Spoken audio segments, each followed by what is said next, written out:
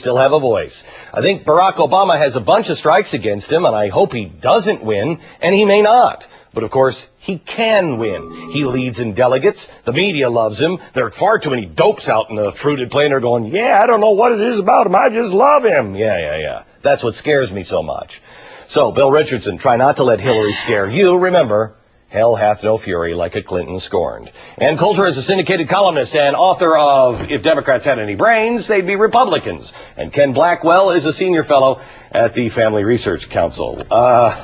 Ken, let me start with you. Why can't Barack Obama win?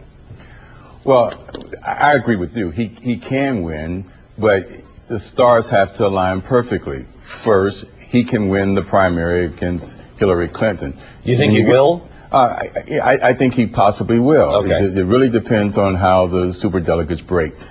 When you get to the general, this guy is going to have to win Ohio, Michigan, and Pennsylvania. And I'll tell you, if McCain wins 2 of those 3 states, it's over.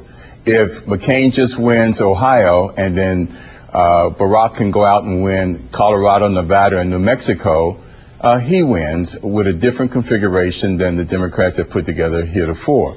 But I'll tell you right now, he is outside of the mainstream of the average American's political framework. This guy, his race is not an issue, although he has moved from a candidate that transcended race to one now that is deeply entrenched in race. I have to tell you, but it's his radicalism, his liberalism, that is outside of the mainstream. You have quite an interesting piece out right now on Obama's Mein Kampf. Yes, shockingly. Which is not inflammatory at all.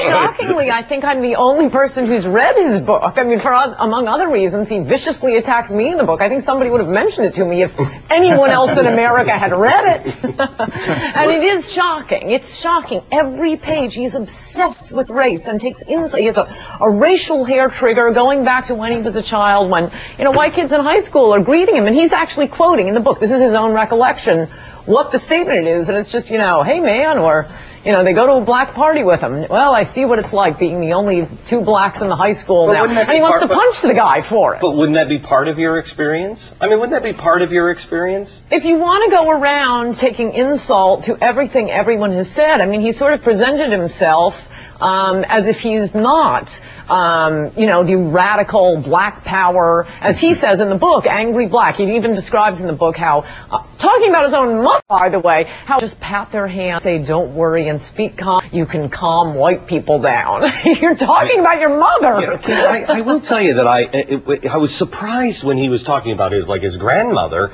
saying that she's just a typical white person, et cetera, and that, the typical white person walks down the street and they see a black man and they freak out.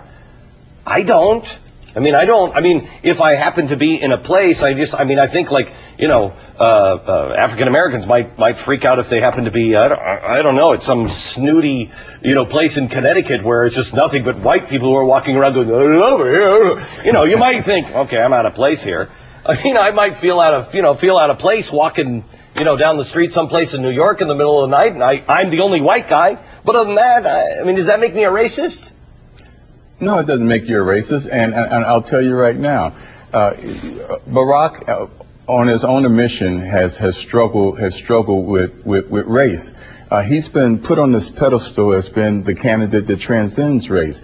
But I'll tell you right now, it's not going to be race that trips him up. It's going to be the fact that he is outside of the political mainstream of most Americans. This guy is for doubling the capital gains tax at a time when we need capital flow into America to create jobs. Understand that. Most people don't even understand what capital gains are. They're not doing that. Well, that's why. Look, McCain just can't coast into this.